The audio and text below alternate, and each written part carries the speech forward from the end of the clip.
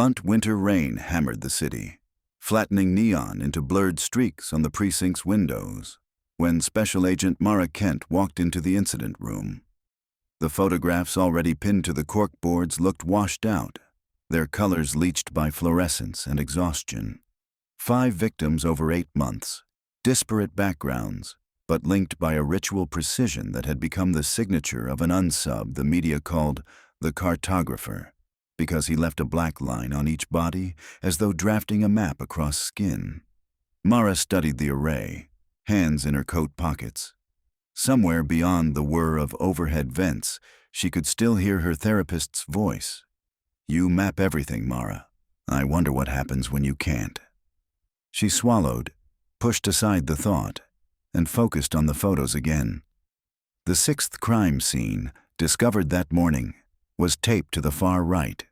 A young schoolteacher, elbows splayed, body arranged inside a perfect chalk circle. The line on her torso was shorter than in previous cases, just 3 inches, drawn with such pressure it scarred the skin. "Victim's name is Alice Morin," Detective Dokos said, coming up beside her. His tie was crooked. No one slept much these days. 32, no priors, no obvious enemies. Time of death between midnight and 2. "Where was she found?" Mara asked. "Old ferry terminal." Dokos tapped the picture. "Abandoned for years. The killer had time." Mara crossed her arms. The older crime scene surfaced from memory. An emptied museum gallery, a motel room with curtains torn down, an industrial freezer. All quiet locations where a killer could work undisturbed. But something else prickled at her, an irritant she couldn't name. Lieutenant Abrams called the briefing to order and reviewed evidence.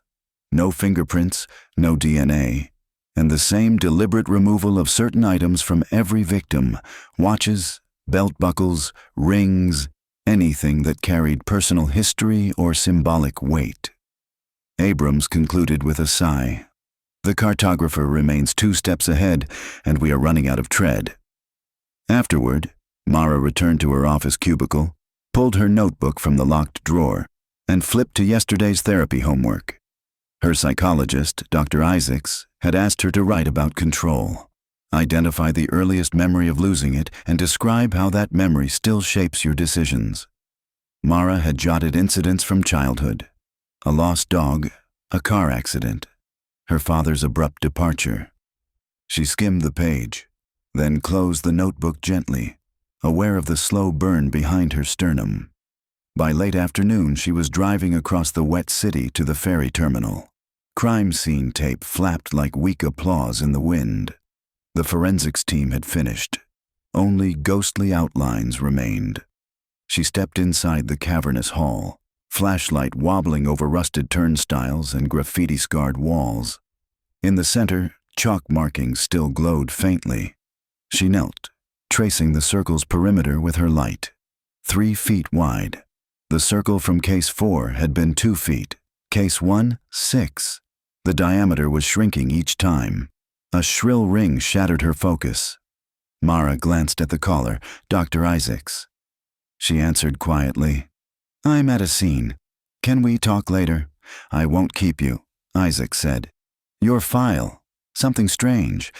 I was reorganizing the cabinets and noticed your session notes from the first half of the year are missing." Mara straightened. "Missing?" "They're gone, Mara." Rain drummed harder on the roof. Mara visualized the shrink's office, rows of locked cabinets, restricted access. Few people would know those files existed. Fewer still could remove them, unnoticed. A cold current slid under her coat collar. "Understood," she said, voice steady. "I'll stop by tomorrow." She ended the call, heart pounding, and turned her flashlight back toward the circle. A pattern emerged, crisp and horrifying. The victim placements mimicked the chronology of her therapy breakthroughs. She had begun sessions feeling directionless. Case 1's sprawling 6-foot circle. Time passed, walls closed in, and she felt increasingly cornered by self-knowledge. Case 6's compressed 3-foot boundary. Mara sank onto her heels. The killer was mapping her, not the victims. Every corpse was a pushpin in the geography of her psyche. That night, Mara couldn't sleep. In her apartment, she spread photocopies of crime reports across the floor, reenacting investigative rituals drilled over years. She dug out her digital journal and matched entries to homicides. One-to-one correspondence. Case 3 took place the week she confessed to Isaacs her darkest secret, that she feared becoming emotionally numb like her mother. The victim had been found inside an industrial freezer, body temperature almost indistinguishable from ice. Each staging was a theatrical footnote to a therapy session no one else should have known. "How?" she whispered, seeking an external devil when the outline looked too much like her silhouette. Had someone hacked Isaacs's computer? But the killer emphasized the physical notes, not digital copies. Theft suggested intimacy. Someone comfortable in the office environment, possessing keys or codes, who then turned stolen vulnerability into choreography. Her phone buzzed with a text from Dokos. "Autopsy tomorrow 0800. You in?" She typed affirmative, then set the phone down, palms braced on the scattered papers. "Stay objective," she told herself. But the line between subject and object had blurred. She realized she was chasing a killer who knew her in ways no colleague or ex-partner ever had, who had crawled into the sealed attic of her mind, unscrewed floorboards, and weaponized every scribbled confession. The following morning, fluorescent lights hummed over stainless steel tables. The medical examiner, Dr. Levy, guided them through the 6th autopsy. Constricted blood vessels indicated the victim had been chilled post-mortem. Cause of death, as with others, was manual strangulation. Levy pointed to the inked line on the abdomen. In this case, the depth is greater, almost carved in. "Does the wound pattern match any tool?" Mara asked, trying to keep her voice clinical rather than personal. "A fine point awl or etching needle, consistent across all victims. An etching needle, like something used in map-making or drafting." The press had guessed right about the nickname. Yet the presence of the tool also matched a dream Mara had recounted to Isaacs in Session 5. She stood before a giant drafting table, skin pricked by steel as unseen hands traced lines down her torso. Levy finished and offered files for later review. As Mara left the morgue, Dokos eyed her. "You good? You look like you swallowed a lightning bolt." "Just processing," she said, then forced a smile. "Need caffeine." But coffee couldn't mute the tumbling analysis in her head. She called Isaacs, arranged to meet at lunchtime. When she arrived, the receptionist waved her through. Isaacs waited in the quiet office, brow furrowed. The cabinets were intact, locks unbroken, the psychologist said. Maintenance log shows no forced entry. Whoever took them had legitimate access or skills. "Or both," Mara replied, scanning the room. She noticed a faint greasy smudge on the brass keyhole. She withdrew gloves from her coat pocket and swabbed carefully. "I'll take this to the lab." Isaacs watched. "You think your killer did it?" "I think they've been inside this room." Mara touched the patient chair armrest. The idea that the killer might have sat here, reading her file while inhaling the same lavender air freshener, raised gooseflesh. She pictured the stranger deciphering her handwriting, deciding how to replicate fear onto flesh. "Has anyone else shown interest in my case?" she asked. "No," Isaac said. "Our conversations are confidential. Never even referenced you during peer consultations." "What about your assistant?" "On maternity leave for 3 months. Cleaning crew? Maintenance?" She would run backgrounds, but instinct whispered the culprit belonged to her own world of law enforcement. Maybe even the task force. That would explain familiarity with evidence-handling protocols and the confidence to taunt her so precisely. Her gaze drifted to Isaac's desk where a stapled insurance form lay, paper edges trimmed neatly. The killer also removes personal artifacts from victims, she mused aloud. Like stripping away identifiers, leaving only the mapped line. Maybe that's what he wants from me. My identity's peeled. Isaacs folded her hands. "Mara, please consider stepping back from the investigation." "I can't. If I disengage, he wins. And more people die. Your personal stake clouds objectivity. Mara shook her head. It sharpens it. She rose. But I'll keep you updated. In the hallway, Mara exhaled, clutching the bagged smudge sample. Her phone dinged again. Another text from Dokos. We got 7th, Warehouse District. She sped across town, dread heavy as the gun at her hip. At the warehouse, tarps flapped in the wind. Inside, a single bulb illuminated the body of a middle-aged man propped against steel shelving, arms hanging like broken ropes. The ink line ran from collarbone to navel, dissecting him into halves. On the cement beside him lay a silver ring, intentionally left, unlike past scenes. Mara squatted and examined the ring. United States Marine Corps insignia. She froze. Her father's identical ring had vanished from her apartment when she was 16. She had spent days convinced she'd lost it, then concluded it was stolen by a neighborhood kid. She'd written about that unresolved guilt in therapy. Dokos crouched beside her. Means something, she lied smoothly. Maybe the killer's symbol of service narrative. I'll run prints. She bagged the ring, stomach churning. The killer had stolen from her, too. How long had she been under surveillance? How intimately was her private world breached? Back at the precinct, she fed the ring into the DNA extractor. Hours later, the lab pinged. No prints, bleach scrubbed. But partial touch DNA belonged to Mara herself. Of course, she'd worn it years ago. She closed her eyes against migraines blossoming behind lids. At 11 p.m., she alone remained in the incident room. The boards loomed like accusing monoliths. She whispered, "Why me?" An idea surfaced, fragile as soap film. Maybe the killings were invitations rather than threats.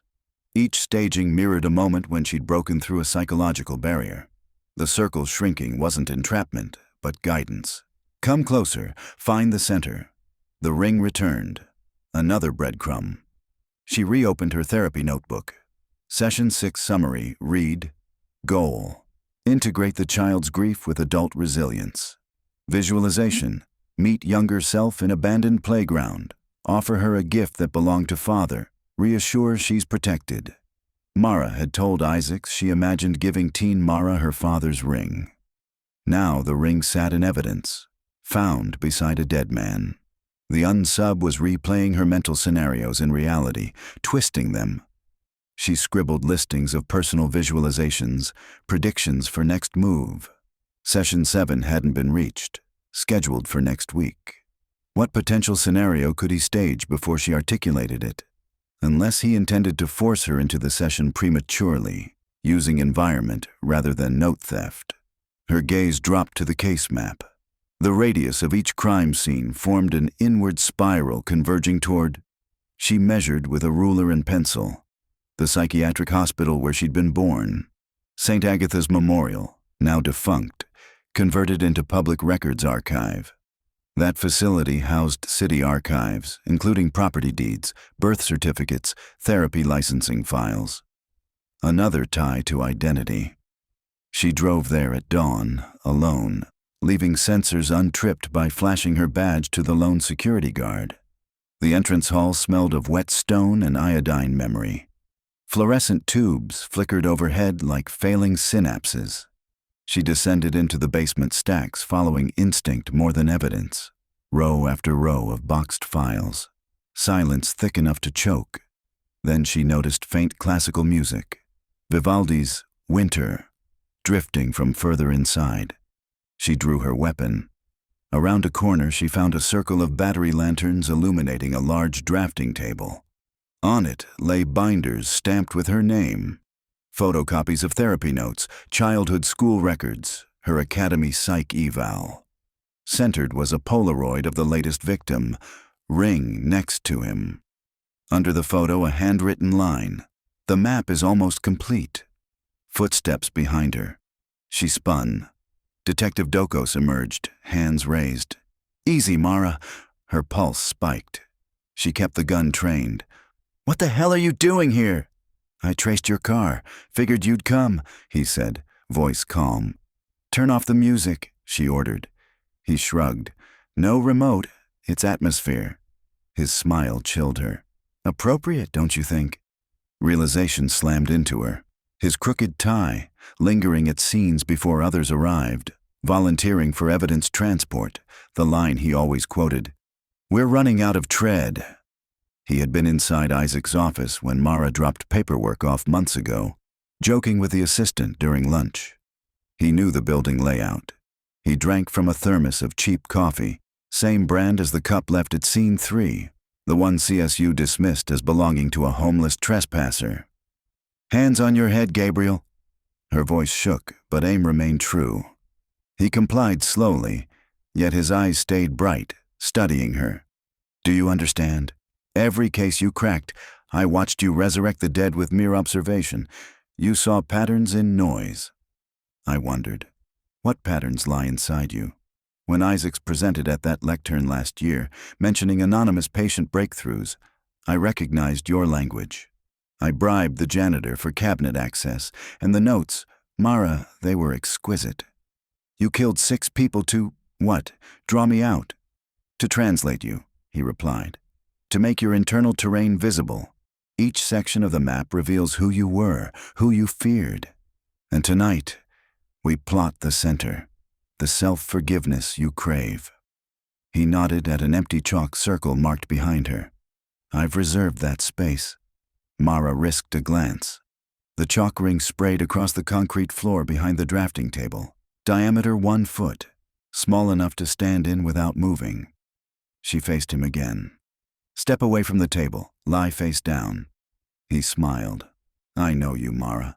You won't shoot before understanding everything. That's your flaw. Curiosity." She steadied the weapon. "Curiosity ends now." But a faint scuff echoed from the darkness. A second silhouette appeared. Lieutenant Abrams, gun drawn. "Drop it, Dokos!" Abrams. Relief flickered. Then suspicion. Dokos laughed softly. "Not part of the script, Lieutenant."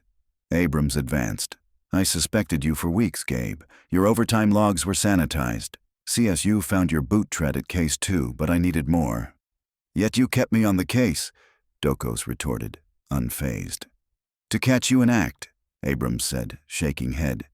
"Kent, back up. I got him." Dokos lifted his palms higher. "2 guns on me. The circle tightens." He pivoted eyes at Mara. "Remember Session 4? You dreamt of 2 father figures pointing guns, and you couldn't decide whom to trust." Mara's heartbeat thundered. She had indeed told Isaacs about that dream, details never recorded. So how? She realized. Isaac's intercom system recorded sessions automatically for insurance audit. If Dokos had exploited that feed, he possessed audio beyond notes. She had no guarantee Abrams wasn't involved either. What if both men were orchestrating opposing roles, continuing the theater? Abrams barked, "Mara, secure the files. I'll cuff him." "Don't move," she warned them both. Mind racing. Which one stepped into the room first? Whose arrival explained the scuffed shoe? She had heard only one set of footsteps before Abrams's shout. The gap suggested he had followed quietly. Could be heroic, could be staging. Dokos's gaze softened. "You're at the fulcrum now. Trust versus autonomy. Make your choice." Mara inhaled, leveled her gun at Abrams. Weapon down. Abrams froze. "Kent, you're pointing at the wrong man." "Maybe," her voice steadied. "But you had motive. Departmental glory. Collar the famous killer, salvage declining clearance rates. You planted evidence to frame Dokos while cleaning your own." Abrams' face twitched, but he held firearm on Dokos. "You're unraveling. Isaac said you were at risk." Mara nearly flinched. Who had fed him a therapist's view? Confidentiality shattered again. Behind Abrams, Dokos suddenly lunged sideways, knocking over a lantern. Shadows exploded into chaos. 2 shots cracked an echo. Mara dropped, rolled, fired once at a moving shape. Glass shattered. When silence settled, she crawled to knee. Lantern glow revealed Abrams on the ground, gun slid away, blood-soaking shoulder, non-fatal. Dokos was gone, footsteps pounding up the stairs. Mara sprinted after, gripping radio, calling for units. She emerged into dawnlight seared by sirens already wailing, backup summoned by security alarm. Dokos must have tripped earlier. She spotted him scaling a chain-link fence, silhouette against bruised sky. He dropped to alley beyond. Mara vaulted the fence, landing hard. Pain shot through ankle, but she pushed forward. Dokos limped toward the riverwalk, clutching side where bullet had perhaps grazed. She shouted, "Stop!" He ignored. She fired once into the air. He paused under a flickering street lamp, turned. "Finishing touch," he said, raising the etching needle like a conductor's baton to his own throat. She fired again, striking his wrist. The needle clanged to pavement. He snarled, charged. They collided. She grappled for leverage, slammed his arm against railing, cuffing wrist to metal bar with her remaining restraint. He howled, thrashing. Units spilled into the walk. Officers subdued him, pried him from the rail. Mara stepped back, chest heaving. Rain had ceased. Dawn paralyzed the horizon. Later at the hospital, Abrams underwent surgery and survived. Interrogations confirmed Dokos acted alone. Evidence in his apartment and storage locker matched all homicides. He'd bugged Isaac's office via HVAC vent, capturing sessions. No sign Abrams colluded. He had followed Mara on suspicion, misjudging protocols, but not complicit. Mara sat opposite Dokos in holding cell 2 weeks later. He looked smaller, without badge or illusions. He grinned. Cartographer captured by the mapmaker, fitting. "You misread it," she said. "Did I? Look at you, clear eyes, steady breath, integration achieved. I built you a crucible. You killed innocent people." He tipped head. "Collateral raw material, artist sacrifice." She rose, disgust curdling. "Enjoy prison. There's no map for where you're going." As she exited, she felt the circle finally open outward rather than close in. Outside the detention wing, Isaacs waited. "How are you coping?" the therapist asked. Mara considered. She had faced the nightmare made real, chosen autonomy over trust, and preserved both. "I'm here," she replied. Isaacs nodded. "That's enough for now." They walked together toward daylight, the air sharp but bearable. Mara realized the lines carved across her life would never vanish, yet they no longer cut. They directed. The map was hers again, and she would decide where it led.